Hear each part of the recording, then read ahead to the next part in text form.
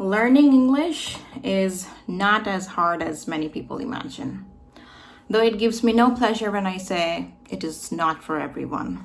It takes an outsized amount of effort over a long period of time, and the process, to be honest, it is a bit long drawn.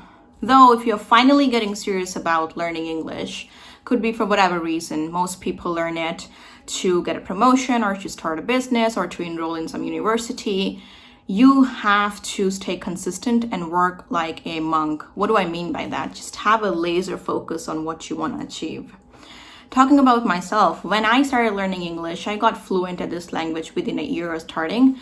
Obviously, I had some friends to speak with, but I'd say that was because I decided I wanted to do it, because I knew how to use the opportunity on hand. And traveling outside of the country just to make more friends or to practice this language, that option wasn't even on the table for me. You know what I'm saying? That was not a possibility for me. So I'd say I've done it all by myself at home, and I'm going to help you today. But even when you make a promise to yourself that you're going to spend hours practicing your English each day, still there will come a point when you feel stuck. And it happened with me. Like coming back to your craft month after month, year after year, it is a bit tedious, but you have to be ready to live a boring life because it is worth it. So even after doing everything, there was a point around B1, B2 level that I felt my English was in stasis and I just did not know how to come out of it. It was so frustrating. No matter what I did, I was not able to make any progress, and I was starting to get a bit disappointed in myself and disappointed about the whole situation all in all. I did not know who to blame. But let me tell you this one thing, if you can relate, that is the point, like the intermediate level. That situation is when most learners feel stasis in their learning. It is pretty normal. But what matters at the end of the day is how you come out of it. This video is going to be about the exact toolkit that I use to come out of it and to basically speak English with a native level fluency. I'll let you know all about it, but let me just tell you what I like to call this toolkit, and you'll understand the reason why. It's called the Upgrade and Rule Toolkit. Before we get into it, I do feel that you need to know about this. See, most of my learners during the early days, they were very different people. They had a very vague notion about how to learn a language, and they just mentally, they weren't prepared to put a big amount of effort. Like I said at the beginning, that is the only way you achieve fluency in a foreign language. And for them, they thought, okay, I'm gonna spend an hour a day speaking to an expert, and that's gonna do the job for me. Obviously, that's gonna change your English by a heart attack, not gonna lie. But is that enough? I guess I'll answer that later. So when I met many of my students, they were all of the same mind, but I'll give it to them that they were ready to dedicate a number of months, for example, practicing the English with me or with somebody else for an hour, for a year, or for a year and a half, or for 2 years. So that was there. But then they didn't understand this simple point that every time you try to do something and you try to keep getting better at it, you have to add more things to your routine. Which brings me to the first point of this video, that you have to upgrade yourself. You have to amp things up. For example, let's take an example of a weightlifter. Let's say you're already an award-winning weightlifter and you lift hundreds of kilos on a daily basis. But one day, out of nowhere, you decide that you're going to lift 20 kilos every day from tomorrow on. Obviously, you're pretending that it's going to help you, but it wouldn't. For somebody who's already a champion in weightlifting and can lift kilograms, and obviously you need to keep upgrading yourself. You cannot walk your steps back. You cannot back pedal. And that is the mistake that most learners make. When they think that they are doing something related to English, be it reading, writing, speaking, or watching something for an hour or 20 minutes or 45 minutes, they think that's about it. It's gonna help me for a lifetime. Yeah, sure, it's gonna help you for a window of time. And there is an exact window that I can quote here, 2 to 3 months, which means, going back to the point that I put forward, making it even clearer, in order to keep progressing, you have to keep adding things to your routine. And by that, you don't necessarily have to add like wildly different stuff, because that would take a lot of energy. I just mean that you do the same things, for example, listening, but with a twist. And how do you do that? If as a beginner you start by listening for 15 minutes each day, even that is good for you, just like stick with it. But after 2 or 3 months, the window completes and then you have to do something else.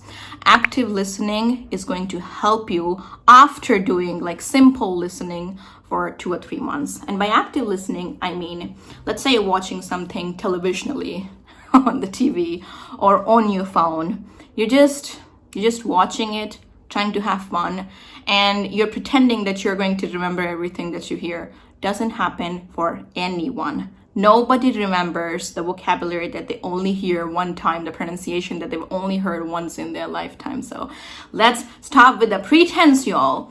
You need to take notes. As you're watching an episode of Friends, let's say, I'm saying Friends because it happens to be the fan favorite, you know what I'm saying? Even though I'm not a big fan of Friends. Anyway, you're watching an episode of Friends or The Office. You're not just gonna watch the video or read the subtitles. I guess, yeah, it's a good thing to read the subtitles sometimes, but that's not enough. You're gonna tie it up with the third thing, which is constantly taking notes. Sometimes you might need to write words. Sometimes you might need to do some extra word and write the whole sentence or some big phrases. You don't just have to focus on words plainly. It could be phrasal verbs, could be idioms, proverbs, sayings, some cultural references, and that is what makes native speakers so unique when they speak. And again, that's the reason why it's hard to understand them sometimes, because they use a lot of cultural references. So you might want to take notes of that as well. Plus the grammar structures. And once you're done taking notes, you have to go back to it and revise it every day. I know in my previous videos, I've said taking WhatsApp notes is enough, and I stand by it, but you'll have to do a bit of a to and fro between WhatsApp and Netflix, for example. But still, for several reasons, which I don't feel are important to cover in this video, I'd say that you take paper notes, but you'll have to keep revisiting that notebook. It shouldn't be like you leave it at the corner of your shelf and then forget about it for the rest of the year. Not gonna work. So take paper notes, make regular revisits. That's my first point. Active listening is all that I'm expecting you to do. Even if you do it for 25 to 30 minutes a day, but you have to engage with the content. Unless you do that, you're not going to become that part of the English world, and it will always feel like people who speak good English are part of some kind of elite club. It's not like that. It is simpler than you imagine, but it takes consistency, a good deal of it. My second point is reading. I haven't talked about reading as much on this channel, but I guess it's time. I started reading books around 6th or 7th grade, and my first book was The Alchemist. As is obvious, I started with fictions and novels, and there was a big gap in my reading career between 8th grade and 10th grade. I did not read any real books other than 2 more novels after The Alchemist. And it wasn't much later that I realized it did affect my ability to think in English adversely. It had a big impact on the way I was able to think in English so effortlessly. And as a child, I did not realize that.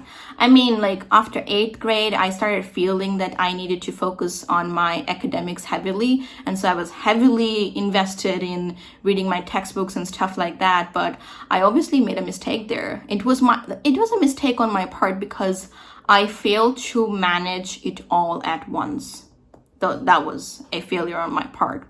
But I got back to reading, and I've been reading consistently ever since. The reason I recommend reading, and this is not just for intermediate or advanced level students, I also suggest that you read even if you are a beginner and you're watching this video, because this ability to read is actually going to be a great source of entertainment. That's one. That's like the main point. It has to go on top. But the one that is more associated with the title of this video is that it will help you become fluent in this language truly and magically. Magic happens when your mind and your tongue are in sync. And in order to improve this mind and tongue connection, you have to read. It helps you a lot. See what happens. Many people think that they are not able to speak like a leader or speak very charismatically because they don't have much English skills. That might be true in many cases. It might not be true in many cases. You know what I mean? So if you don't have an opinion, or if you just don't have the knowledge to talk about a subject, you're obviously going to keep mum. And then most people make the mistake of diagnosing it as a language problem. It is not necessarily a language problem if you're not able to put forward your thoughts when a discussion is going on. You might not know about the subject, or you might not know enough about the subject, or you might not know how to, organize your thoughts and how to just put it out there. Laying out your thoughts is like the language part of it. But having your thoughts in the first place, that's not a language problem. And I highly recommend, with learning English, you also have to try to become a more knowledgeable person, because that is always going to save you. If English is not there to save you, your knowledge can do that, and it goes hand in hand. So for that purpose, you can start with reading the newspaper.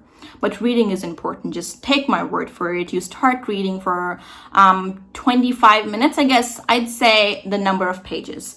I need you to start reading at least 20 pages of English every single day. Let's start with that. And I'm going to ask you to drop your feedback. Once you see the results, you at least owe me that much. 20 pages a day. Consistently. It could be in the morning. Some people who work, they just wake up early morning so that they can get some practice in, and their day would go amazingly in the way that they speak throughout. You know what I'm saying? So you can do that, or you can do it at whatever time of the day, maybe during the lunch time when you don't have as many people to disturb you because they're all sitting at the cafeteria having food and like chattering. That could be your time. Whatever it is, I need you to start reading a book. Could be a nonfiction, could be a self-help, or newspaper, just a daily newspaper. Maybe some think pieces. Whatever is your pick. Take your pick, read at least 20 pages a day, and stay consistent with the practice for the next 45 days. Okay, and then you'll have to increase the number of pages. Like I said, you always have to keep adding more things to your routine to see the progress. Progress cannot be taken for granted. It's not going to wait around. You have to put a huge amount of effort every single day. It might be a bit hard, but you have to keep doing it in order to keep going up that ladder. And it's not hard once you make up your mind, you know what I'm saying? Planning takes a lot of energy, but it also does 50% of the whole job.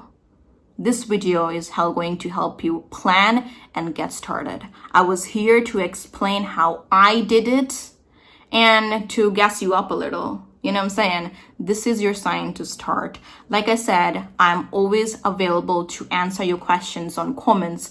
Drop your comments and let me know how you like this video. I'm gonna make more such videos in the future, and I'm always planning my next big video. So I'm gonna need your love and support. I hope to see you in the next one. Don't forget to like and subscribe.